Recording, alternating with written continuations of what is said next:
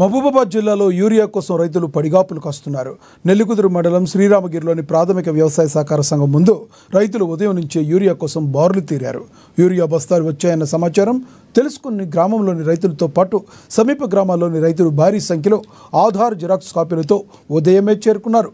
దీంతో PACS ఆవరణలో రైతులు ఒకరికొకరు తోపుసుకునే క్రమంలో ఘర్షణ వాతావరణం నెలకొంది.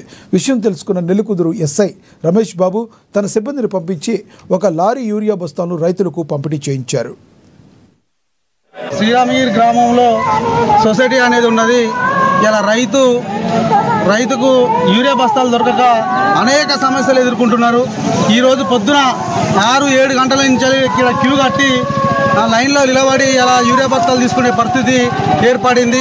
రైతులకు ఇప్పటికైనా మీరు దయచేసి సరఫరా యూరియా అన్ని రకాల ఎరువులు ఎమ్మటే అందించాలి ఎడల ఎమ్మెల్యే క్యాంప్ ఆఫీసులో ముట్టడి చేస్తానికి కూడా మేము ఇలా సిద్ధంగా ఉన్నాము. గతంలో కేసీఆర్ గారు చెప్పారు, వాస్తవానికి కూడా మనం చెప్పిన జరుగుతున్నాయి.